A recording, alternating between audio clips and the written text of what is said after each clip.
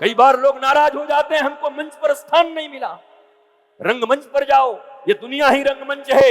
यहां जो तुमको किरदार मिला है उसको निभा के दिखाओ, परमात्मा प्रसन्न हो जाएगा। तुम्हें किसी की माँ हो, किसी के पिता हो, किसी की मौसी हो, किसी की बुआ हो, किसी की पत्नी हो, किसी की पुत्री हो, किसी के लिए सहधर्मिणी हो, इतने रंगमंच पर तुमको रोल मिले हुए हैं। इस रोल को अच्छे से निभाओ तो परमात्मा भी ऊपर थिरकेगा कि मैंने इसको मनुष्य बना के गलती नहीं की, इसने अपने सारे रोल पूरा कर दिए, ये तो सुपर स्टार है।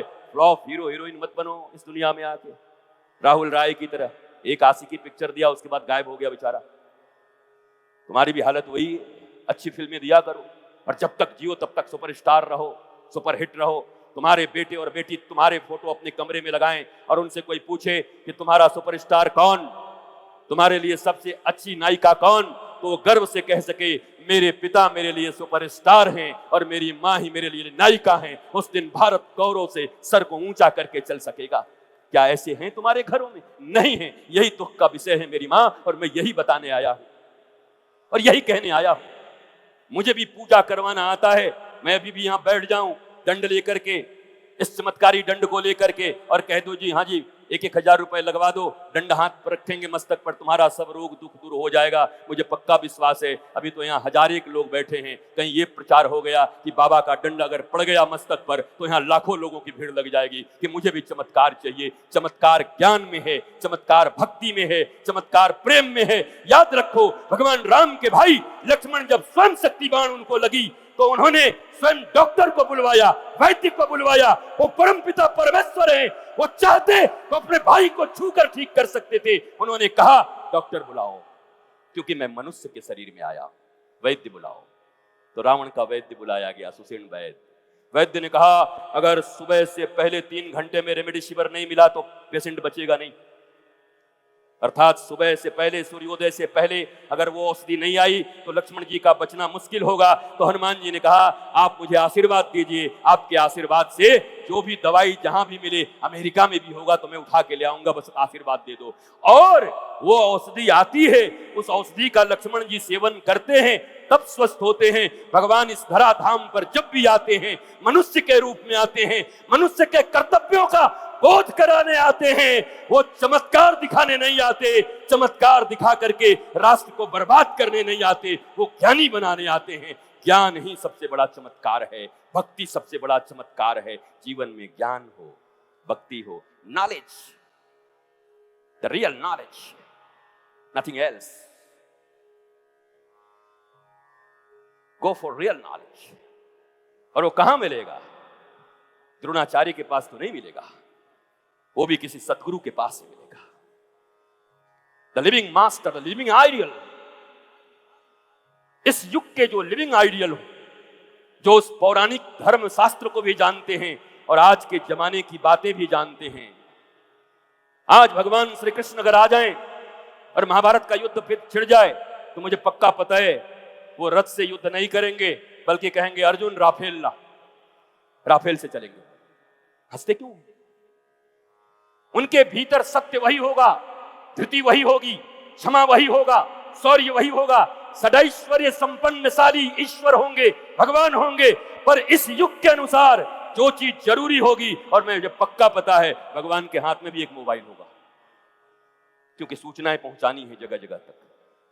तब एक संजय था, अब तो सब संजय बन चुके हैं, लाइव हर जगह हो रहा है। एक संजय इतना विद्वान था और अभी तो संजयों की भरमार लगी है, जिसको देखो वही लाइव देख रहा है संजय। फिर भी भारत की ये हालत।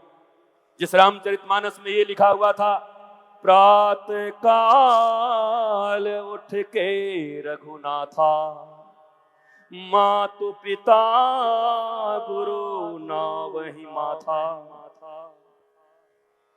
स्वयं रघुनंदन प्रातः काल उठ करके अपने माता जी को दंडवत प्रणाम करते, पिताजी को दंडवत प्रणाम करते और गुरु को दंडवत प्रणाम करते। पंजाब की धरती पर बैठे हो, मंदिर में बैठे हो, झूठ मत बोलना, हाथ उठा करके बताओ किनके घरों में उनके बच्चे खड़े होकर के सुबह सुबह प्रातः उनको दंडवत प्रणाम करते हैं, पिता को दंडवत करते हैं और फिर गुरु को दंडवत करते हैं। पूरी भीड़ में सिर्फ 2 लोगों ने हाथ उठाया, बाकियों की हालत ऐसी क्यों?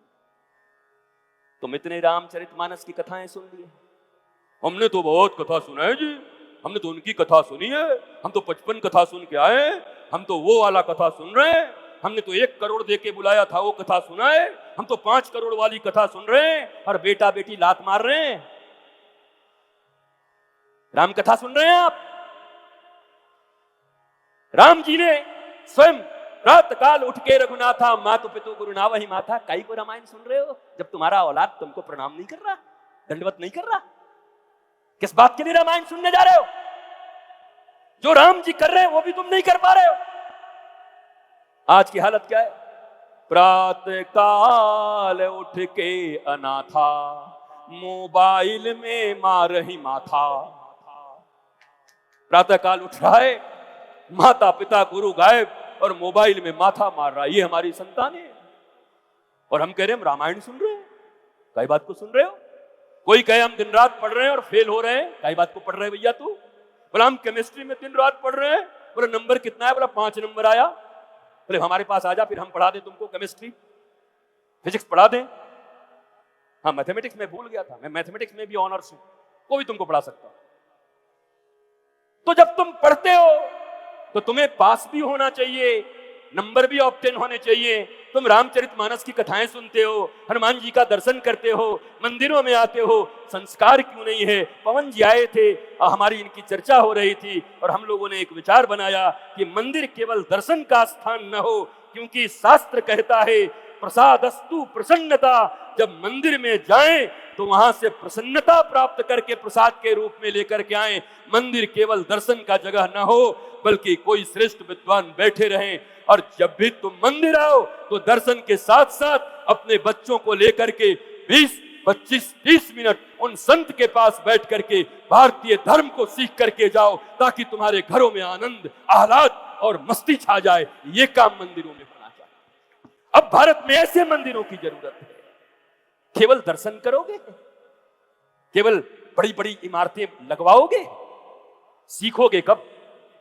जानोगे कब? सनातन धर्म है बताएगा कौन? भगवान राम है, भगवान राम को पसंद क्या है ये तुम बताओगे या शास्त्र बताएगा? हनुमान जी को क्या पसंद है ये तुम बताओगे या शास्त्र बताएगा? तो शास्त्र तो तुम पढ़ते ही नहीं, सुनते ही नहीं, कह देते हो भी बच्चा है महाराज, जब बड़ा होगा तब धर्म कर्म करेगा। बूढ़े तोते कहीं राम राम बोलते हैं। 5 साल में ध्रुव ने भगवान बुला लिया, तुम क्या 95 साल में भी बुला पाए हो? और खुद जैसे हो वैसे ही अपने बच्चों को बनाना चाहते हो। क्यों नहीं अपने बच्चों को प्रारंभ से ही धर्म की शिक्षा देते हो? क्यों नहीं उनको सनातन संस्कृति की शिक्षा देते हो? क्यों नहीं देते? बस बोझ डाल दिया है। A for apple, B for bat, C for cat, R for red. और उसके बाद निकला, मैं निकला गड्डी लेके। अब मम्मी परेशान, पापा परेशान, बेटा गड्डी लेके निकल गया।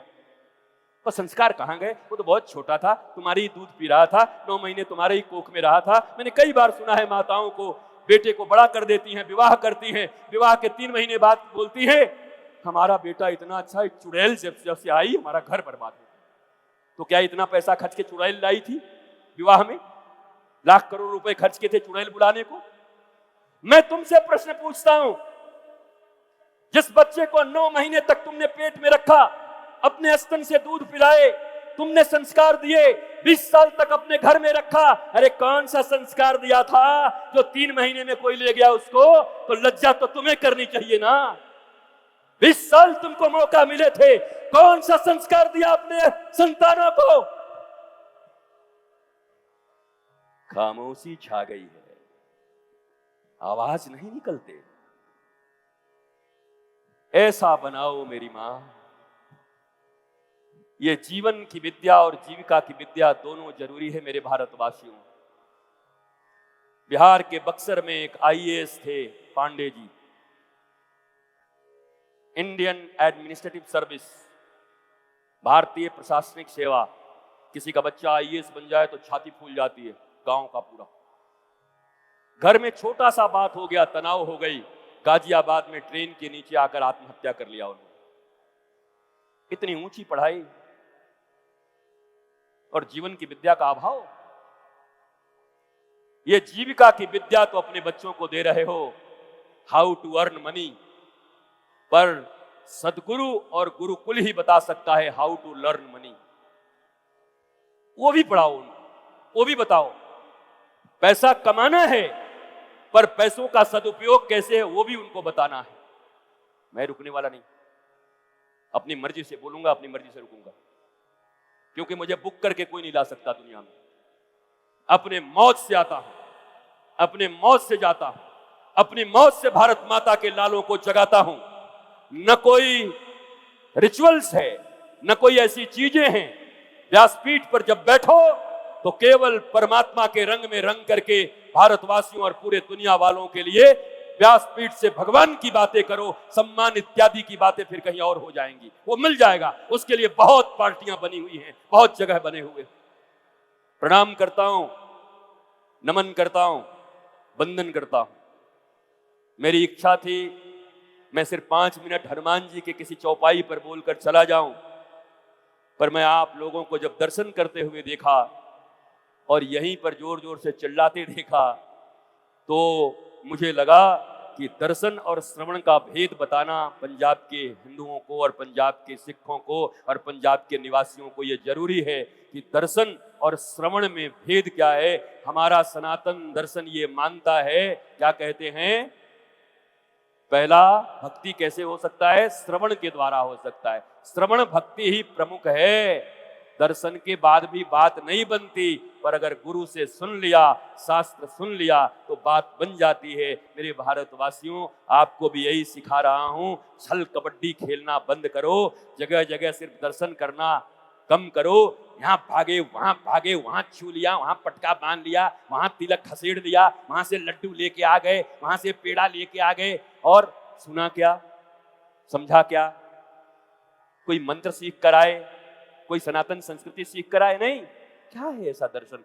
दर्शन तभी फलदायक होगा जब उनके विषय में श्रवण होगा। माता सबरी को भगवान कह रहे हैं, प्रथम भगति संतन कर संगा, द्वितीय रति मम कथा प्रसंगा। पहली दर्शन और तुरंत उसके बाद भगवान के कथा में रति, प्रेम नहीं रति। रति प्रेम का भी बड़ा गाढ़ा स्वरूप है।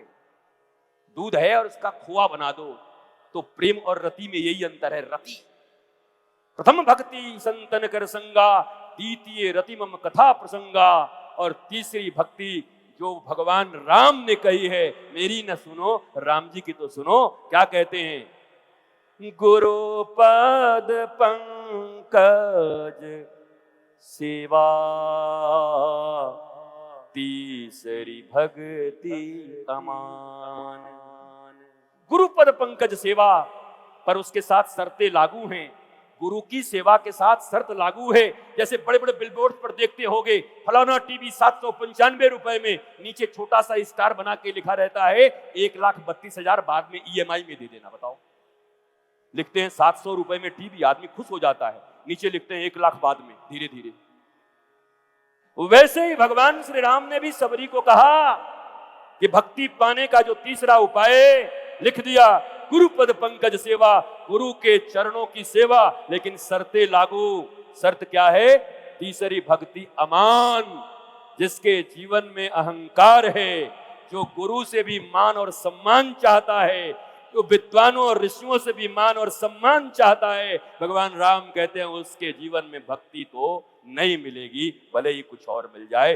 गुरु पद पंकज सेवा, तीसरी भक्ति अमान। मान मत चाहना, रूठना मत कभी अपने गुरु से, रूठना मत संत से, संत के पास हेकड़ी मत दिखाना, हम जी ये हैं, हमने बिल्डिंग बनाया है, हम यहाँ के अधिकारी हैं, हम ये। देखो, तुम जितने भी बड़े हो, तुम्हारे भीतर भगवान की विभूति है। भगवान श्री कृष्ण ने कहा है, कोई भी व्यक्ति इस दुनिया में अगर बड़ा है तो मेरी विभूति है, और संत अगर होगा तो समझता भी होगा ये भगवान की विभूति आ रहे हैं, बताने की क्या जरूरत है।